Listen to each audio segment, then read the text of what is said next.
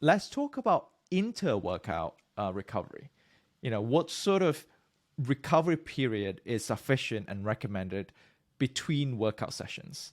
Like, 1 day, 2 days, like I know it probably varies from individual to individual, but what's your, guideline for Yeah, I it? mean, again, there's, if you look at, you can look at studies and real world experience and make arguments for everything. You could say, oh, muscles recovered in 48 hours. Muscle protein synthesis peaks at, depending on what you're reading, 36 hours, 48 hours. It's dead in the water by 72 hours. You have to train a muscle that frequently. And then those same people would tell you, oh, if you take a week off from training, you don't lose any gains. But then you're like, yeah, but I thought if I waited more than 72 hours, I was going to lose gains, So it's like Yeah. they contradict themselves. Having done this so long, and read all the studies and also have the real world experience, I would say, unfortunately, it is individual. There's not like a just cookie cutter answer I can give you. It is individual. I do find that as you get strong, so what I would do is, here's a general answer. The weaker you are, the newer to your lifting you are, the more frequency you should have. Again, it's practice. You're trying to get better.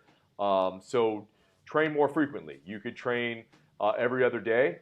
And quite frankly, I think you can train every day. You can train full body every day. I've trained full body every day, even being advanced.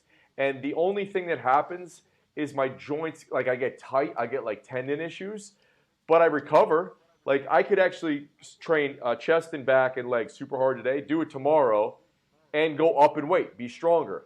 But by the end of the week, every tendon's like, oh God, I got so much inflammation that it's just not worth it. So I would say train as often as you can. Um, that your recovery ability allows. Everybody's different. Everybody repairs, tendons, muscles different at a different rate.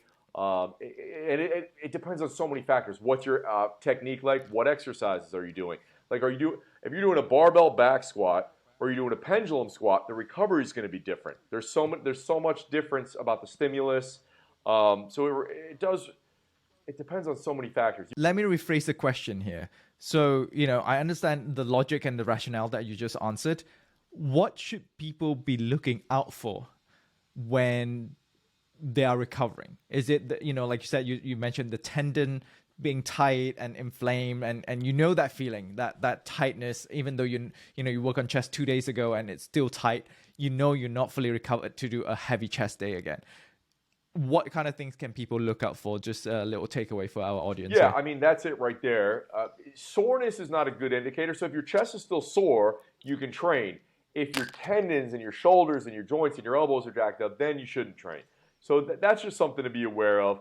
And mild soreness. If you're really like a deep soreness, then don't train.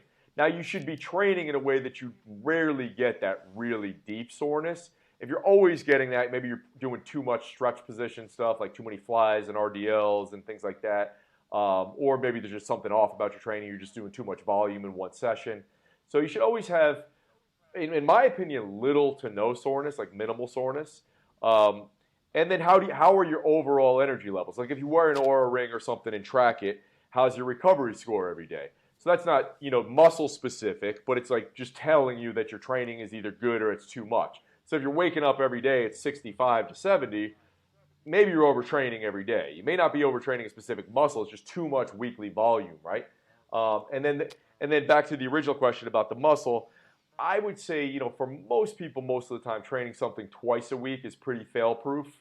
As you get older and more advanced and you're really strong, that may become once every 4 to 5 days, and as much as once every 7 days for certain people. And then again, we go back to the joy factor. If you've been training for 30 years, sometimes you don't want to train anything more than once a week. There's like the excitement. Like for me, if I had to do full body, I wouldn't be happy. I could do it for a few weeks, and I'll be bored. Like I've been training 30 years, so I like to train things every, let's say, 4 to 6 days,